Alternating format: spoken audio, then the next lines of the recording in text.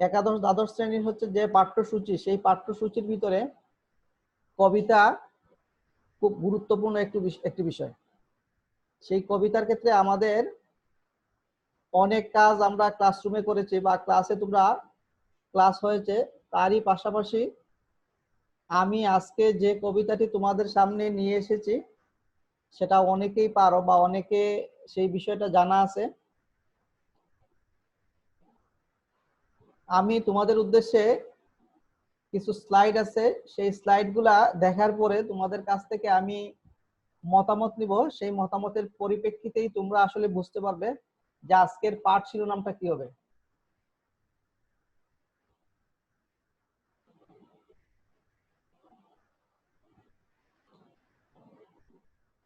প্রিয় শিক্ষার্থীরা, MC college online ক্লাসে তোমাদের সবাইকে স্বাগতম। আমি শেখ মোহাম্মদ নজরুল ইসলাম বাংলা বিভাগের পক্ষে তোমাদের আজকের ক্লাস নিচ্ছি।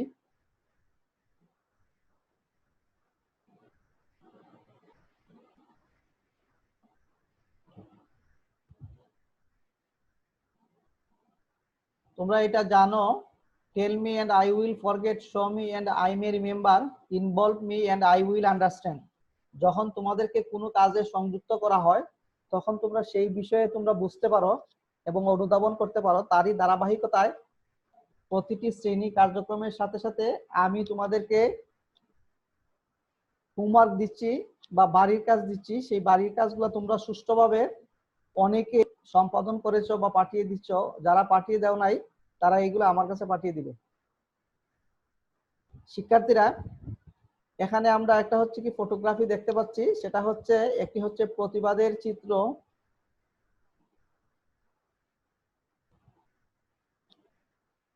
এখানে কি করা হচ্ছে? নির্যাতন করা হচ্ছে।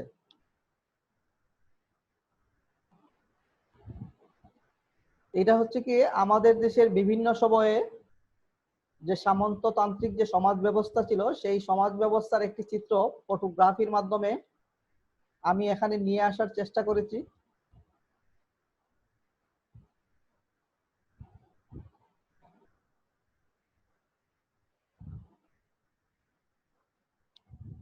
প্রতিটি স্থির চিত্রই আমার কাছে মনে হচ্ছে তোমাদের কাছে পরিষ্কার, এবং সেই স্থির চিত্র থেকেই হচ্ছে কি তোমরা অনেকগুলা বিষয় অনুধাবন করতে পারতেছো।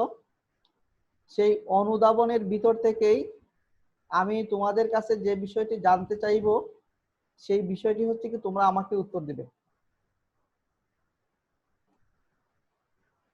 উপরের ছবিগুলো আমাদের কোন বিদ্রোহের কথা স্মরণ করে দেয়? একটি প্রশ্ন। সামন্তবাদ ও সাম্রাজ্যবাদ বিরোধী সংগ্রাম। তোমরা কি জানো সামন্তবাদ ও সাম্রাজ্যবাদ বিরোধী সংগ্রামের নেতৃত্বে দিয়েছিলেন যে বা যিনি নেতৃত্বে ছিলেন তার নামটা কি তোমরা কেউ বলতে পারবে? তিনি ছিলেন কে? তিনি ছিলেন কৃষক নেতা নুরুল দিন। এই যে নুরুল দিন, তাকে কেন্দ্র করেই হচ্ছে কি আমাদের একটি কবিতা আছে। সেই কবিতাটি হচ্ছে আজকে আমরা পড়ব এবং তোমাদের যে কোনো একজন হয়তো বলতে পারবে। সেই কবিতাটার নাম কি? আদিব, কি বলা যাবে? নুরুল দিনের কথা বা সামথিং এরকম কিছু স্যার। এই তো আদিব, তুমি ঠিকই বলেছো। সেই বিষয়টা হচ্ছে কি আমি এখানেই তোমাদের দেখাচ্ছি। নুরুল দিনের কথা মনে পড়ে যায়। আমাদের যে কবিতাটি, সেই কবিতাটি হচ্ছে কি নুরুল দিনের কথা মনে পড়ে যায়। মনে পড়ে। এই যে নুরুল দিনকে, তার কথা কেন আমাদের মনে পড়ে যায়, সেই বিষয়গুলো হচ্ছে কি আজকে আমাদের মূল আলোচ্য সূচি। সেই সূচির মাধ্যমে আমরা বিভিন্ন বিষয়গুলো হচ্ছে কি আমরা জানবো। এই যে নুরুল দিনের কথা মনে পড়ে যায়, তার লেখক হচ্ছেন প্রখ্যাত কবি সৈয়দ শামসুল হক। শামসুল হক শুধু কবি না, তাকে বিভিন্ন অভিধায় অভিহিত করা যায়। সাহিত্যের প্রতিটি শাখাই হচ্ছে কি তার বিচরণ ছিল। তিনি বাংলা সাহিত্যের সব্যসাচী লেখক। সাহিত্যের এমন কোনো শাখা প্রশাখা নেই যে জায়গায় সৈয়দ শামসুল হকের লিখনী ছিল না। শিক্ষার্থীরা, এই পাঠের আলোকে আমরা কিছু শিখন ফল নিয়ে এসেছি। সেই শিখন ফলগুলো আমরা একটু দেখে নেই। সৈয়দ শামসুল হকের সংক্ষিপ্ত পরিচয় উল্লেখ করতে পারবে? সাহসী কৃষক নেতা নুরুলদিনের সংগ্রামের ইতিহাস বর্ণনা করতে পারবে। সামন্তবাদ ও সাম্রাজ্যবাদ বিরোধী আন্দোলন কিভাবে অংশগ্রহণ করতে হয় তা জানতে পারবে। বাঙালির প্রতিবাদী চেতনার স্বরূপ বিশ্লেষণ করতে পারবে। তোমরা জানো আমাদের যে বাঙালি সত্তার যে বিকাশ, সেই বিকাশ হচ্ছে কি বিভিন্ন প্রতিবাদের মাধ্যমে আজকের এই পর্যায়ে আমরা চলে এসেছি। এবং আমাদের অতীত ইতিহাস যদি আমরা দেখি তাহলে সব জায়গায় দেখো হচ্ছে কি বাঙালির একটা প্রতিবাদের একটি চেতনা আছে, সেই চেতনাকে ধারণ করে আজকের সেই বাঙালিত্বের বিকাশমান দ্বারায় আজকে আমরা এখানে পৌঁছেছি। আরেকটি বিষয় দেখো, বাঙালির মুক্তির সংগ্রামের ইতিহাস ব্যাখ্যা করতে পারবে। অন্যায়ের বিরুদ্ধে প্রতিবাদী চেতনার উন্মেষ ঘটাতে পারবে। বাংলার শ্রমজীবী সাধারণ মানুষের আন্দোলন ও সংগ্রাম বিশ্লেষণ করতে পারবে। জাতীয় বৈরী পরিস্থিতিতে ইতিহাস থেকে শিক্ষা গ্রহণ করতে পারবে। জাতীয় দুর্যোগে ঐক্যবদ্ধ হতে পারবে। প্রিয় শিক্ষার্থীরা, এই যে আজকের শিরোনামগুলো, সেই শিরোনামগুলো পর্যায়ক্রমে আমি তোমাদের সামনে উপস্থাপন করার চেষ্টা করব এবং সেই বিষয়গুলো তোমরা জানতে পারবে, বুঝতে পারবে এবং বলতে পারবে এবং এর মাধ্যমে তোমাদের শিক্ষার বিকাশ হবে এবং আমাদের শিক্ষার যে বিভিন্ন শিখন ফল, সেই বিষয়গুলো তোমরা আত্মস্থ করতে পারবে এবং গুণগত মানের যে শিক্ষা, সেই শিক্ষাটাই হচ্ছে তোমরা ওন করতে পারবে। শিক্ষার্থীরা, আমরা একটু দেখে নেই সৈয়দ শামসুল হকের সংক্ষিপ্ত পরিচিতি।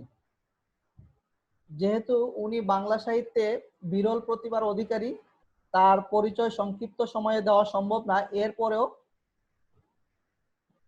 সংক্ষিপ্ত বিষয়গুলো আমি এখানে নিয়ে এসেছি। নুহা, তুমি একটু পরে যাও তো, এখানে কি কি বলা হচ্ছে সৈয়দ শামসুল হক সম্পর্কে।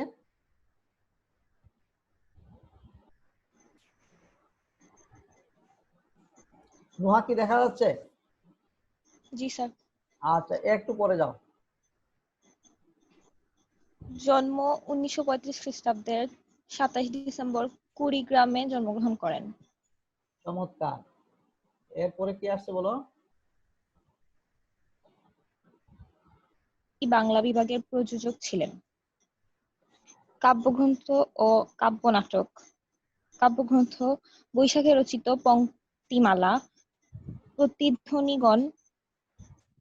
কাব্যনাটক পায়ের আওয়াজ পাওয়া যায়, গণনায়ক, নুরুলদিনের সারা জীবন। পদবী একাধারে গল্প, উপন্যাস, কবিতা, নাটক, কাব্যনাট্য ও শিশু সাহিত্যের লেখক হওয়ায় তিনি সব্যসাচী লেখক হিসেবে বিশেষ খ্যাতি অর্জন করেছেন। চিত্রনাট্য রচয়িতা ও গীতিকার হিসেবেও তিনি খ্যাত। আচ্ছা আচ্ছা। পুরস্কার: বাংলা একাডেমি আদমজী সাহিত্য, নাসির উদ্দিন স্বর্ণপদক, জাতীয় চলচ্চিত্র পুরস্কার এবং একুশে পদক সহ বিভিন্ন সম্মাননায় ভূষিত হয়েছেন। মৃত্যু 2016 খ্রিস্টাব্দ 27 সেপ্টেম্বর ঢাকায় মৃত্যুবরণ করেন। নুহা, ধন্যবাদ তোমাকে। আজকে আমরা এখান থেকে যে বিষয়গুলো জানলাম, সৈয়দ শামসুল হক শুধু কবি নন, তিনি একাধারে হচ্ছে কি চিত্রনাট্য, নাট্যকার, গীতিকার এবং রচয়িতা, বিভিন্ন পদে তিনি ভূষিত হয়েছেন। এবং তার যে কাব্যগ্রন্থ, তার অনেকগুলা কাব্যগ্রন্থ, যে কাব্যগ্রন্থগুলো বাংলা সাহিত্যে চিরদিন আসীন থাকবে এবং তার সেই কাব্য সাধনা করে বাঙালি জাতিসত্তা এগিয়ে যাবে। বিশেষ করে আমাদের যে বাংলা কবিতা, বাংলা কবিতাকে তিনি একটি অন্যতম উচ্চতায় নিয়ে এসেছেন। সেই জায়গাটি আজকের তার কবিতাটি পড়লে হচ্ছে কি আমরা বুঝতে পারবো। প্রিয় শিক্ষার্থীরা, আমরা আজ বলো। স্যার, প্রযোজক মানে কি প্রোডিউসার? Sir, producer. তোমরা জানো সিলেটের যে হচ্ছে কি গুণী শিল্পী, বাউল শিল্পী আব্দুল করিম, ওনার জীবনী নিয়ে একটি ডকুমেন্টারি আছে, তোমরা হয়তো অনেকেই দেখে থাকবে। তার অনেকগুলো বিষয় আছে। ওই যে প্রযোজক, অনেক ক্ষেত্রেই হচ্ছে কি অনেক কাজ তিনি প্রডিউস করেছেন। তার জীবনী তোমরা যদি পরে আমি যদি সুযোগ পাই, অনেকগুলা বিষয় কথা বলতে পারবো। সৈয়দ শামসুল হককে নিয়ে আমাদের অনেক ভাবার বিষয় এবং বিশেষ করে আমরা যারা সাহিত্য নিয়ে কাজ করতে চাই, আমাদের জাতিসত্তা বা বাঙালিদের বিকাশমান দ্বারা, সেই ক্ষেত্রে সৈয়দ শামসুল হকের হচ্ছে অনেকগুলো কাজ, সেই বিষয়গুলো আমরা পর্যায়ক্রমে হচ্ছে কি আমরা জেনে নিব।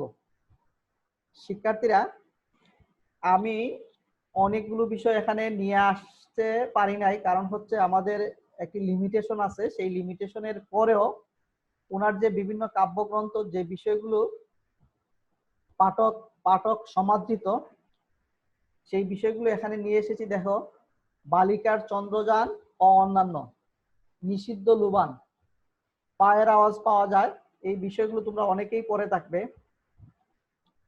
মার্জিনে মন্তব্য, নুরুল দিনের সারা জীবন, এই যে আজকে যে আমরা কবিতাটি পড়ব সেটা হচ্ছে তার নুরুল দিনের সারা জীবন, তারই হচ্ছে কি একটি অংশ। এই অংশ থেকে যদিও হচ্ছে কি সেই কবিতাটা সংকলন করা হয়েছে, সেই বিষয়টা তোমরা যদি সুযোগ পাও পরবর্তীতে তোমরা পড়ে নিবে। কোরআনের গহীন ভিতর,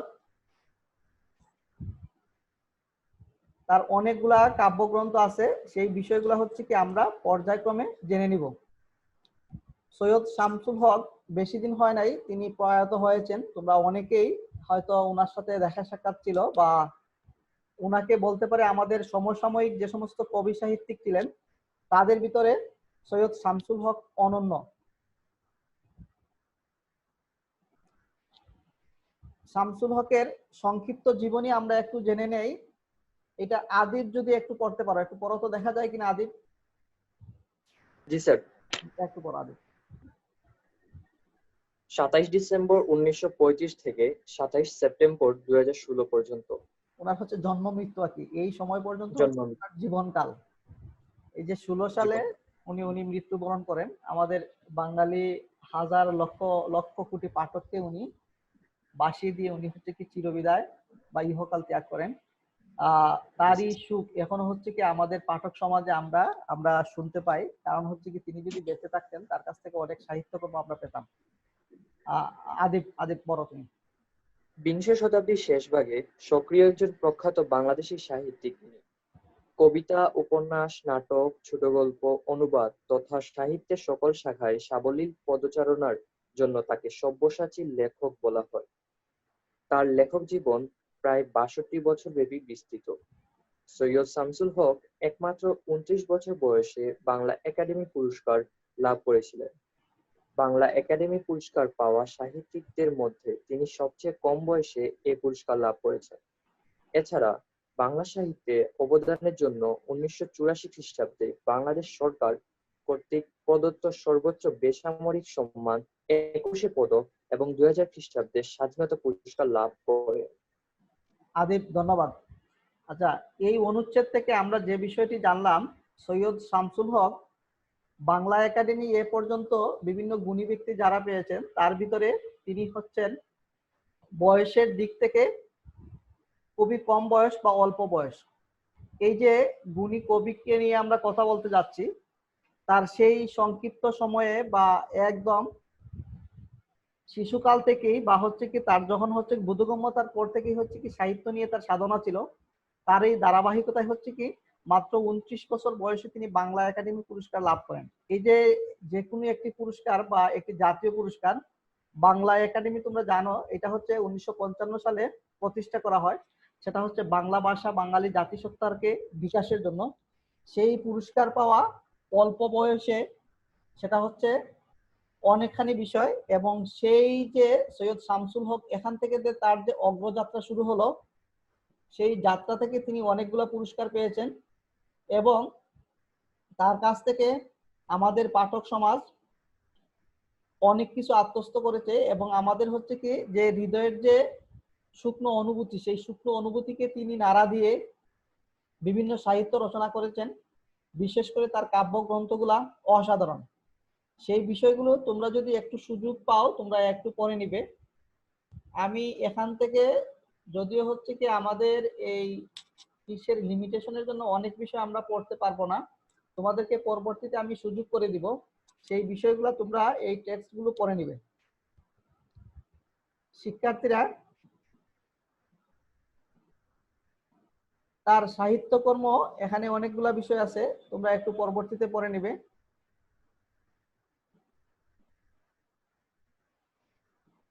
কেয়া কি শোনা যাচ্ছে? কেয়া এই বিষয়গুলো একটু পড়ে দাও। আচ্ছা স্যার। কবিতা। সৈয়দ শামসুল হকের কবিতায় রয়েছে গভীর অনুপ্রেরণা। তার প্রথম প্রকাশিত কাব্যগ্রন্থ একদা এক রাজ্যে 1961 সালে প্রকাশিত হয়।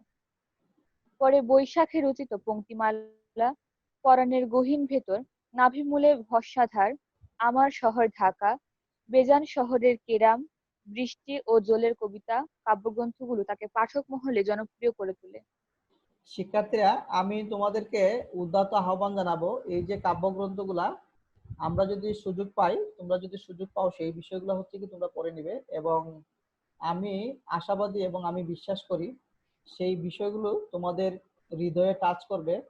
হৃদয়ে যে স্পর্শের যে অনুভূতির যে বিষয়টা, সেটাই হচ্ছে কি বাঙালি পাঠক সমাজকে সৈয়দ শামসুল হক নারা দিয়েছিলেন। সেই কাব্যগ্রন্থ আমরা যদি না পড়ি, তাহলে সৈয়দ শামসুল হককে আমরা পাঠোদ্ধার করতে পারবো না। তার পাঠোদ্ধারের জন্যই হচ্ছে কি সেই বিষয়গুলো হচ্ছে কি পড়া খুবই প্রয়োজন। শিক্ষার্থীরা, এই যে কবিতার অনেকগুলা কাব্যগ্রন্থের নাম এখানে আছে, আমরা আমরা এগুলা পড়ে নিব। উপন্যাস, দেখো, দেয়ালের দেশ, এক মহিলার ছবি, অনুপম দিন, সীমানা ছাড়িয়ে, নীল দংশন।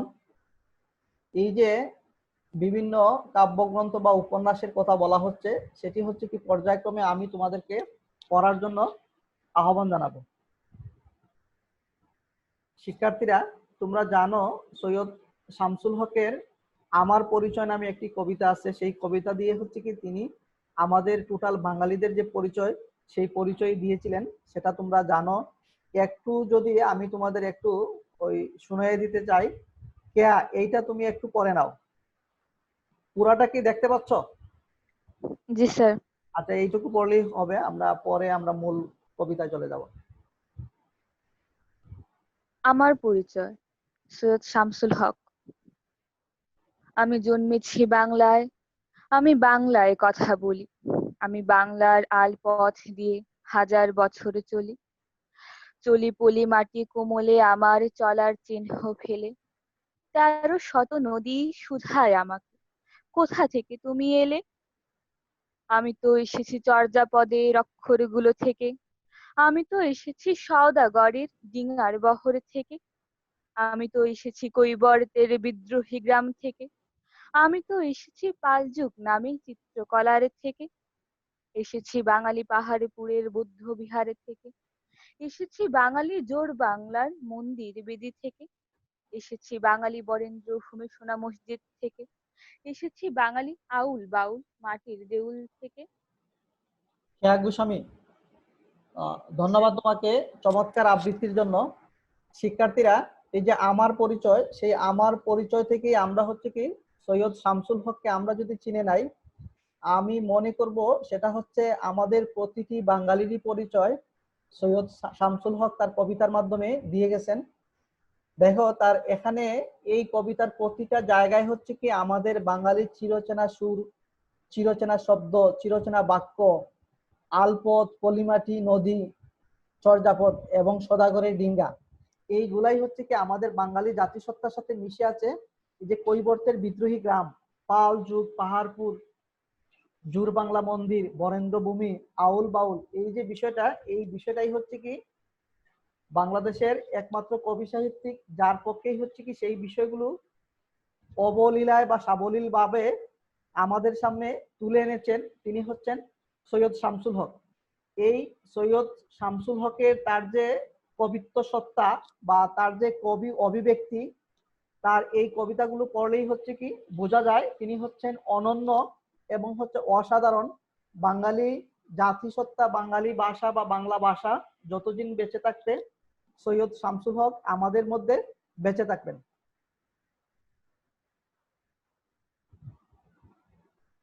প্রিয় শিক্ষার্থীরা, নুরুল দিনের কথা মনে পড়ে যায় যে কবিতাটি, তারই অনেকগুলা বিশেষ দিক আছে, সেই বিষয়গুলো নিয়ে হচ্ছে কি আমি কথা বলতে চাই। একটি বিষয় হচ্ছে প্রতিবাদী চেতনা। বাঙালি আমরা আজকে আমাদের যে পর্যায়ে এখানে এসেছি, প্রতি জায়গায় হচ্ছে কি প্রতিবাদ সংগ্রাম, বিভিন্ন জায়গায় হচ্ছে কি নির্যাতনের শিকার হয়ে আজকে আমাদের জাতিসত্তা স্বাধীন সার্বভৌম বাংলাদেশে আমরা এখানে পৌঁছেছি। এই যে প্রতিবাদের বিষয়টা সৈয়দ শামসুল হকের কবিতায় খুবই সুন্দরভাবে ফুটিয়ে তুলেছেন। নুরুল দিনের সামন্তবাদ সাম্রাজ্যবাদ বিরোধী সংগ্রামের ডাক, 1971 সালে বাঙালির মুক্তি সংগ্রামে অংশগ্রহণ, নুরুল দিনের চেতনায় শ্রমজীবী সাধারণ মানুষের সমকালীন সকল আন্দোলন সংগ্রামে অংশগ্রহণ করত। তাহলে এই যে বিষয়গুলা সৈয়দ নুরুল হকের সৈয়দ শামসুল হকের কবিতায় যে ফুটে উঠেছে, সেই বিষয়টাই হচ্ছে কি আমরা নুরুল দিনের কথা মনে পড়ে যায়, সেই কবিতায় হচ্ছে কি আমরা দেখব। পরের আরেকটি বিষয় দেখো, আন্দোলন ও স্বাধীনতা। নুরুল দিনের ব্রিটিশ বিরোধী আন্দোলন বাঙালির স্বাধীনতা সংগ্রামে ঝাঁপিয়ে পড়া, দীর্ঘ 9 মাস রক্তক্ষয়ী যুদ্ধের পর স্বাধীনতা লাভ। আরেকটি শিরোনাম দেখো, ঐতিহাসিক ঘটনা। 1783 খ্রিস্টাব্দে রংপুর দিনাজপুর অঞ্চলে সাহসী কৃষক নেতা নুরুল দিনের সংগ্রামের ইতিহাস।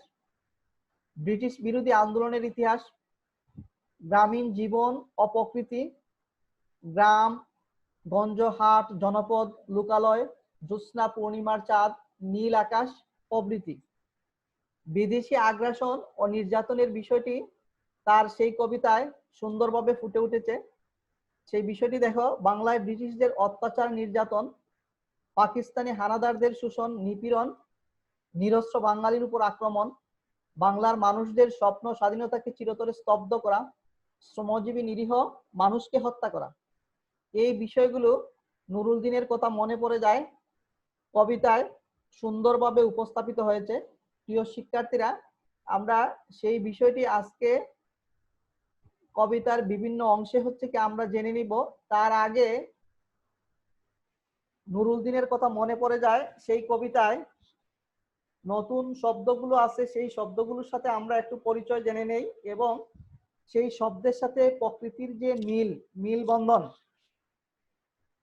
সেটা আমরা একটু দেখে নেই। নীলক্কা, নীলক্কা অর্থ কি বলা হচ্ছে? আদিব, এই শব্দার্থগুলো তুমি একটু পরে নিও। জি স্যার। নীলক্কা অর্থ কি বলা হচ্ছে? দৃষ্টিসীমা অতিক্রমী।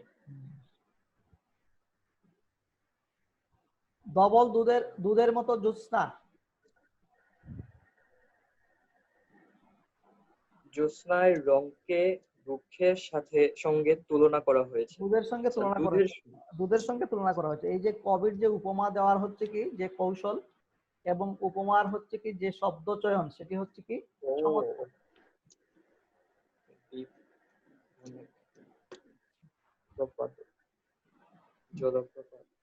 প্রপাত হচ্ছে কি জলপ্রপাত, আমরা জানি।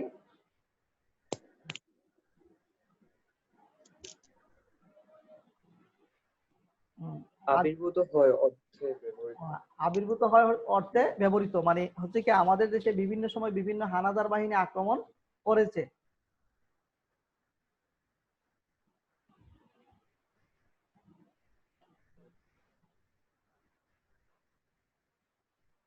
কালগুম, মৃত্যু বা চিরনিদ্রা। আদিব, একটু পরে নাও।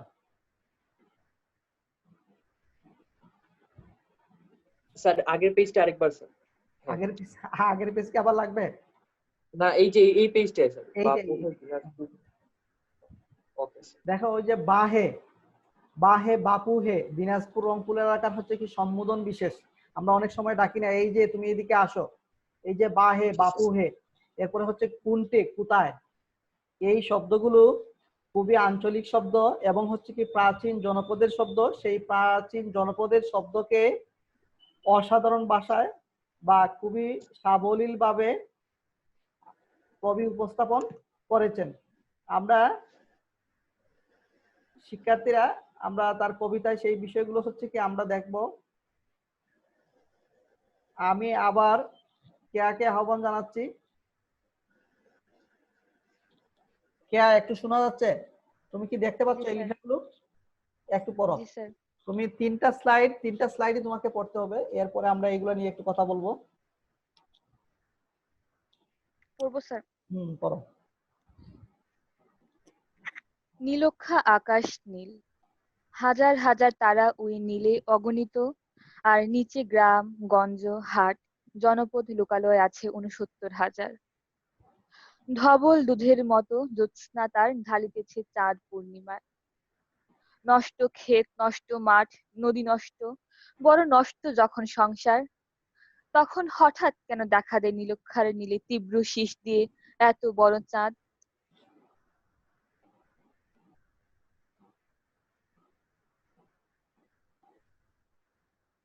হ্যাঁ, পরের অংশ দেখা যাচ্ছে। জি স্যার। অতি অকস্মাৎ স্তব্ধতার দেহ ছিঁড়ে কোন ধবনী, কোন শব্দ, কিসের প্রপাত? গোল হয়ে আসুন সকলে, আমার মিনতি আজ স্থির হয়ে বসুন সকলে।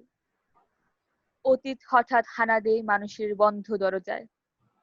এই তীব্র স্বচ্ছ পূর্ণিমায় নুরুল দিনের কথা মনে পড়ে যায়।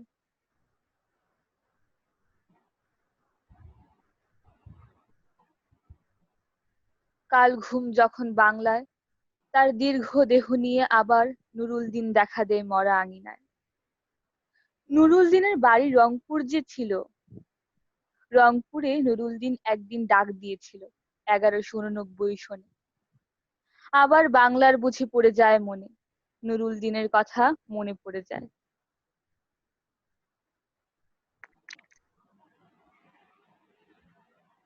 যখন শকুন নেমে আসে এই সোনার বাংলায়, নুরুল দিনের কথা মনে পড়ে যায়। যখন আমার দেশে ছেয়ে যায় দালালেরই আলখাল্লায়, নুরুল দিনের কথা মনে পড়ে যায়। যখন আমার স্বপ্ন লুট হয়ে যায়, নুরুল দিনের কথা মনে পড়ে যায়।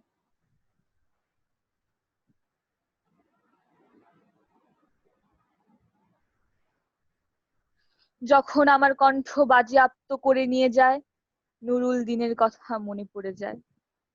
যখন আমারই দেশে এই আমার দেহ থেকে রক্ত ঝরে যায় ইতিহাসে প্রতিটি পৃষ্ঠায়। আসুন, আসুন তবে আজ এই প্রশস্ত প্রান্তরে, যখন স্মৃতির দুধ জ্যোৎস্নার সাথে ঝরে পড়ে।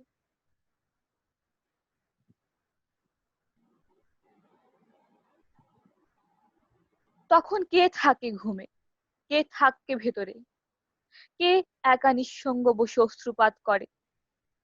সমস্ত নদীর অশ্রু অবশেষে ব্রহ্মপুত্রে মেশে। নুরুল দিনের কথাও যেন সারা দেশে পাহাড়ি ঢলের মতো নেমে এসে সমস্ত ভাষায়।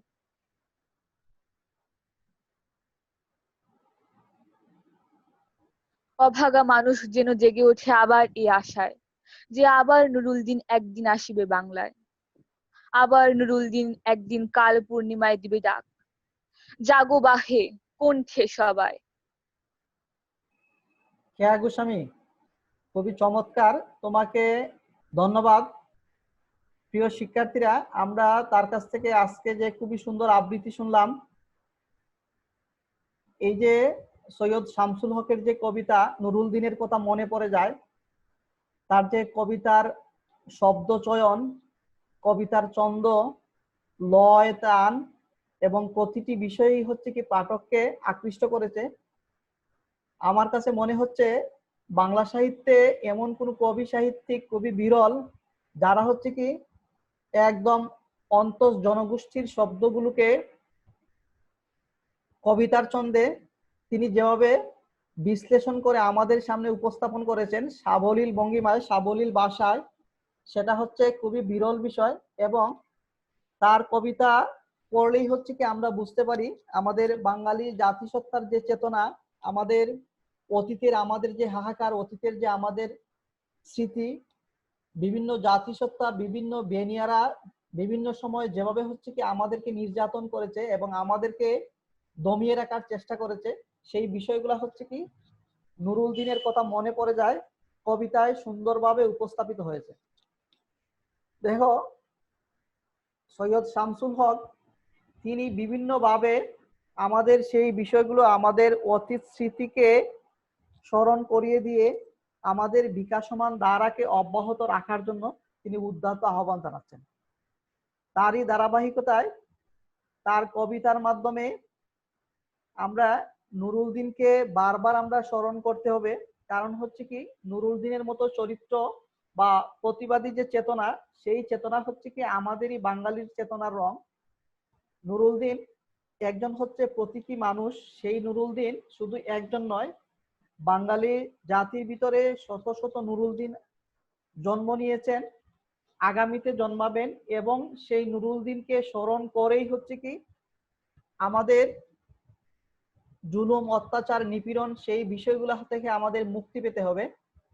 এই যে নুরুল দিন রংপুরে 1189 সনের যে ডাক দিয়েছিলেন, তারই ডাক বিভিন্ন সময়ে বাংলার বিভিন্ন নুরুল দিন ডাক দিবেন এবং তাদেরই চেতনায় বাঙালিদের অংশগ্রহণ করতে হবে এবং মুক্তি নিয়ে আসতে হবে।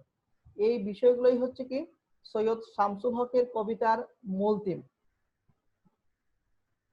শিক্ষার্থীরা, এই যে শকুন বলা হচ্ছে, এই যে শকুন কারা? যে বিদেশি বেনিয়া যারা বিভিন্ন সময় আমাদের দেশে আক্রমণ করেছে, যারা হচ্ছে কি আমাদেরকে নির্যাতন করে, আমাদেরকে লুট করে আমাদের সম্পদগুলো নিয়ে নিতে চায়, যখন আমার স্বপ্ন লুট হয়ে যায় নুরুল দিনের কথা মনে পড়ে যায়। এই যে তারা শুধু আমাদের সম্পদ লুট করে নিয়ে যায় নাই, আমাদের স্বপ্নকেও লুট করে নিয়ে গেছে, আমাদেরকে একদম স্তব্ধ করে দেওয়ার জন্য সেই সাম্রাজ্যবাদী আগ্রাসন ওরা আমাদেরকে বিভিন্ন সময় আমাদেরকে হেনস্থা করেছে। তাই হচ্ছে নুরুল দিন আমাদের কাছে প্রতিনিয়ত হচ্ছে প্রাসঙ্গিক। আমি এই বিষয়ে একটি বিষয় বলতে চাই, বাংলা জাতিসত্তার বিকাশে বা বাঙালি জাতীয় চেতনার বিকাশে নুরুল দিন একটি হচ্ছে কি অসামান্য চরিত্র। সেটিকে যদিও হচ্ছে কি আমরা প্রতীকী চরিত্রে এখানে আমরা নিয়ে এসেছি, বা বাস্তবেই হচ্ছে কি নুরুল দিন হচ্ছে কি কৃষক নেতা, কৃষক আন্দোলনের নেতা, এবং বাঙালি জাতিসত্তার বিকাশে তার স্মৃতি হচ্ছে অসামান্য ভূমিকা পালন করবে। এবং নুরুল দিনকেই হচ্ছে কি আমাদের মনে রাখতে হবে। তিনি বাঙালি জাতিসত্তা যতদিন বেঁচে থাকবে, নুরুল দিন ততদিন হচ্ছে কি আমাদের কাছে প্রাসঙ্গিক থাকবেন। শিক্ষার্থীরা, আমি খুবই সংক্ষেপে তোমাদের পাঠ মূল্যায়ন নিয়ে নিচ্ছি। দেখো 2 নম্বর প্রশ্ন, নীলক্কা শব্দের অর্থ কি? আদিব কি বলতে পারবে? নীলক্কা শব্দের অর্থ? দৃষ্টিসীমা অতিক্রমী স্যার। দৃষ্টিসীমা অতিক্রমী। তাহলে এইটা আমরা একটু মিলিয়ে নেই। আমরা যদি মিলিয়ে নেই তাহলে সবার জন্য কি হয়ে যাবে? চমৎকার আদিব। আচ্ছা, এইটা আমরা হচ্ছে তোমরা একটু পড়ে নিবে শিক্ষার্থীরা। এরপরে হচ্ছে কি আমি জানিয়ে দিচ্ছি তোমাদেরকে, আমরা উত্তরটি সঠিক উত্তর